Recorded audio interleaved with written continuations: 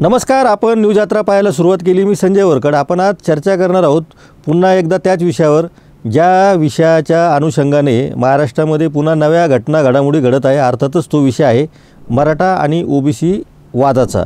आता हा वाद स्वाभाविकपणे स्थानिक स्वराज्य संस्थांच्या ज्या निवडणुका होऊ घातलेल्या आहेत त्याच्यापर्यंत येऊन ठेपलेला आहे। राष्ट्रवादी काँग्रेस पक्षाचे अध्यक्ष शरद पवार यांनी असं जाहीर केलं की राष्ट्रवादी काँग्रेस पक्ष कुणबी प्रमाणपत्र मिळालेले जे नव्यानं ओबीसी झाले त्यांना उमेदवारी देणार नाही, तर मूळ जे ओबीसी आहेत त्यांना उमेदवारी देणार आहे। याशिवाय इतर पक्ष काय भूमिका घेतात याकडे सुद्धा ओबीसी समाजाचं लक्ष लागलेलं आहे। परंतु ओबीसी नेते पुन्हा एकदा आपण म्हटल्याप्रमाणे खूप अशा संभ्रमात आहे आणि त्यांना नेमकं काय करावं हेच कळेना असं झालेलं आहे। त्यांचं नेमकं टार्गेट कोण आहे आणि त्यांना नेमकं साध्य काय करायचं आहे असा प्रश्न पडलेला आहे स्वाभाविकपणे। त्यामुळे आपल्याला या विषयावर सविस्तर चर्चा करावी लागणार आहे। मुळामध्ये राज्यामध्ये मराठा समाजामध्ये सुद्धा एक प्रकारची नाराजी आहे, ओबीसी समाजामध्ये पण प्रचंड नाराजी आहे आणि दोन्ही समाज नाराज असताना सरकारने मात्र एका समितीसाठी राधाकृष्ण विखे पाटील यांच्या नेतृत्वाखाली एक समिती स्थापन केली, तर चंद्रशेखर बावनकुळे यांच्या नेतृत्वाखाली आणखी एक समिती स्थापन केलेली आहे। या दोन्ही समित्यांचं कामकाज खूप चांगलं चाललेलं आहे असं सरकार म्हणतं। दोन्ही समित्या खूप चांगलं काम करत आहेत, मग दोन्ही समाज नाराज कसे असा प्रश्न स्वाभाविकपणे विचारला जात आहे। त्यातही ओबीसी समाजाने अलीकडच्या काळामध्ये जे काही आरोप केलेले आहे त्याच्या मुळाशी आपल्याला जावं लागणार आहे। त्याचं मुख्य कारण असं आहे की ओबीसी नेत्यांनी एक अत्यंत गंभीर असा आरोप केला की स्थानिक स्वराज्य संस्थांमध्ये राखीव जागा आरक्षित करताना म्हणजे राखीव ठेवताना जे 27% आरक्षण होतं तिथं पॉईंटमध्ये जेव्हा आरक्षण देण्याची वेळ आलेली आहे, उदाहरणार्थ एखाद्या नगरपालिकेमध्ये किंवा एखाद्या पंचायत समितीमध्ये आरक्षण काढताना 17.5च्या पुढे जागा असतील आरक्षणाच्या तर त्या तिथं 18 द्यायला पाहिजे, पण तिथं 17च दिलेलं आहे। आणि अशा पद्धतीने महाराष्ट्रामध्ये साधारणपणे स्थानिक स्वराज्य संस्थेच्या 25,000पेक्षा जास्त ओबीसी समाजाच्या जागा ज्या आहेत तर त्या इतर ठिकाणी खुल्या करण्यात आल्या असा ओबीसी नेत्यांचा आरोप आहे। अर्थातच ही सगळी निवडणूक प्रक्रिया, आरक्षणाची प्रक्रिया पार पाडण्यामध्ये सरकार सहभागी असतो की नाही असा एक पुन्हा एकदा प्रश्न निर्माण झालेला आहे।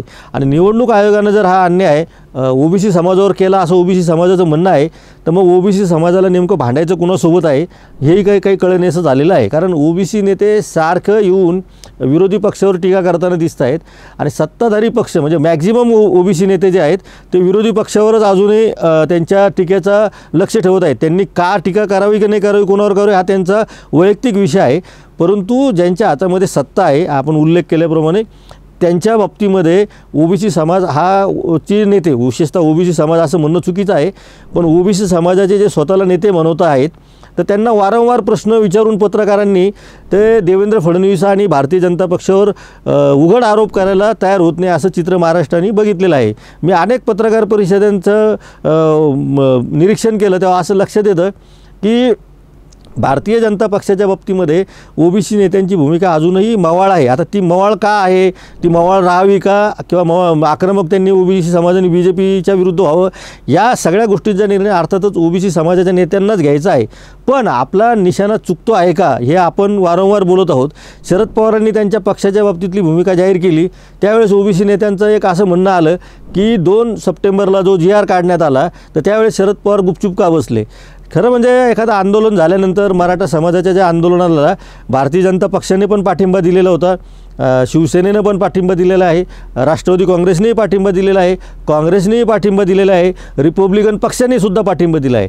त्यामुळे मराठा समाजाच्या आंदोलनाला आणि आरक्षणाला कोणत्याच पक्षाचा विरोध नाही। आता आरक्षण कसं द्यायचं आणि आरक्षणाची मागणी काय करायची हा आंदोलकांचा आणि सरकारचा विषय आहे। त्यामुळे आंदोलकांनी जी मागणी केलेली आहे की ओबीसी समाजाच्या आरक्षणामध्येच आम्हाला आरक्षण पाहिजे आहे आणि ते ओबीसीमधूनच आम्ही आरक्षण घेऊन दाखवू आणि ओबीसीमधूनच आरक्षण घेणार आणि त्यासाठी आम्ही मुंबईमध्ये आलो आहे, ही होती आंदोलकांची भूमिका।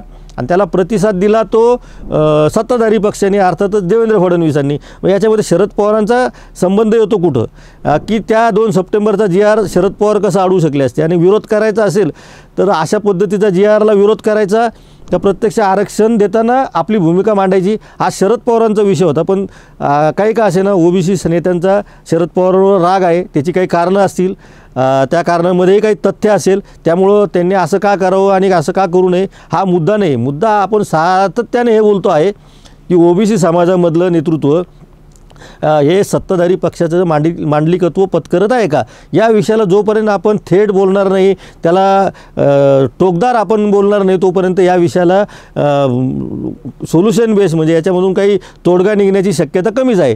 त्याचं मुख्य कारण असं आहे की आता इथून पुढच्या 3-3.5 वर्षामध्ये ह्या सगळ्या ज्या घडामोडी घडणार आहे, विशेषतः मराठा समाजासाठी जे हैदराबाद गॅजेट लागू करण्यात आलेलं आहे, त्याचे परिणाम आता या जिल्हा परिषदांच्या निवडणुकामध्ये मराठवाड्यापुरते दिसायला सुरुवात होतील. त्यानंतर सातारा गॅजेट लागू होणार आहे असं सरकारने सांगितलेलं आहे. आगामी काळामध्ये जर सातारा गॅजेट लागू झालं तर त्या भागातसुद्धा या ओबीसी प्रमाणपत्राचा वापर करण्याची शक्यता मराठा कुणबी म्हणून आलेले सगळे मराठा समाजाचे किंवा ओरिजिनल जे कुणबी आहे, असं याच्यामध्ये 2 भेद आहे की त्याच्यामध्ये आंदोलकाचं म्हणणं आहे की मूळ जे कुणबी आहे ते आधीच ओबीसी आहे, त्याच्यामुळं ते कायद्याने कुणबी आहे, त्याच्यामुळे त्यांना मराठा असं म्हणूच नका. यामुळं आता शरद पवारांनी हा जो मूळ ओबीसी असा शब्द टाकला, त्यातून वादाचा भडका उडाला का, हा सुद्धा या चर्चेचा विषय असायला पाहिजे. मूळ ओबीसी आणि हा जो मराठा समाजाला जे कुणबी प्रमाणपत्र मिळत आहे तर तो मूळ ओबीसी नाही आहे का, असा सुद्धा प्रश्न शरद पवारांना आंदोलकांनी विचारायला पाहिजे. कारण कुणबी प्रमाणपत्र ज्या अर्थी त्यांना मिळत आहे त्या अर्थी ते 1967 पासून जे लाभार्थी कुणबी म्हणून ओबीसी समाजात सहभागी झालेले त्याच धर्तीवर ते आत्ताही होत आहे, असा त्याचा सरळ अर्थ होतो कायदेशीररित्या. आता यामध्ये सामाजिकदृष्ट्या जर विचार करायचा तर तो विषय फार वेगळा आहे आणि सामाजिकदृष्ट्या जर चर्चा करायची असेल तर याच्यावर सगळ्या पक्षांनी आपली भूमिका सुस्पष्ट करायला पाहिजे, त्याशिवाय या प्रश्नावरचा तोडगा निघू शकत नाही. एकूणच काय तर मराठा आणि ओबीसींचा आरक्षणाचा मुद्दा हा सुटतो नाही सुटत हा नंतरचा विषय आहे. पण आता अलीकडच्या काळामध्ये या राजकीय मैदानामध्ये मराठा आणि ओबीसी समाज एकमेकांच्या समोर उभा राहणार आहे आणि ओबीसी कार्ड कोणकोणत्या मतदारसंघात कसं वापरलं जातं यावर स्थानिक स्वराज्य संस्थांच्या निवडणुका अवलंबून आहे. अर्थातच भारतीय जनता पक्षाचा DNA हा ओबीसीचा असल्यामुळे ओबीसी नेते त्यांच्या बाबतीमधली भूमिका मवाळ घेत आहेत आणि प्रत्यक्षामध्ये ग्राउंडवर काही वेगळं घडत आहे का याचा अभ्यास आता ओबीसी नेत्यांनीच करायची गरज आहे. त्यामुळं ओबीसी नेते सगळा अभ्यास करून आपली भूमिका जाहीर करतील अशी आपल्याला अपेक्षा आहे. यानंतरही जर असं वाटत असेल ओबीसी नेत्यांना की कुठल्याही प्रकारचा राजकीय मैदानामध्ये नुकसान झालेलं नाही आहे तर त्यामुळं त्यांनी भारतीय जनता पक्षासोबत जायचं की आणखी कोणत्या पक्षासोबत जायचं हा ओबीसी नेत्यांचा विषय आहे. समाज मात्र हे सगळं जवळून आणि गावागावामध्ये घडणाऱ्या घटनांकडे लक्ष ठेवून आहे. त्यामुळे 4-5 नेते म्हणजे जसं असं म्हटलं जातं की पवार म्हणजे मराठा नाही, तसेच आता भुजबळ म्हणजे ओबीसी नाही आणि बाकी सगळे नेते म्हणजे ओबीसी नाही असं सुद्धा आता म्हणण्याची वेळ आलेली आहे. एकूणच काय तर कुठलाही मोठ्या नेत्याचं नाव घ्यायचं आणि हा नेता म्हणजे तो समाज नाही असं म्हणण्याचं आत्ता वेळ येऊन ठेपलेली आहे. आणि या सगळ्या धामधुमीमध्ये जे सत्तेवर आहेत त्यांनी 2 वेगवेगळ्या समित्या स्थापन करून दोन्ही समाजातील नेत्यांसोबत आपली बोलणी चालू ठेवलेली आहे आणि त्यांचा काळ पुढे सरकत चाललेला आहे. हा काळ आता नेमका महाराष्ट्राला कोणत्या दिशेने घेऊन जातो आहे यावर आपल्याला वेळोवेळी चर्चा करावी लागणार आहे. त्यामुळे आपण सातत्याने पाहत राहा. न्यूज यात्रा हे आहे आपलं चॅनल.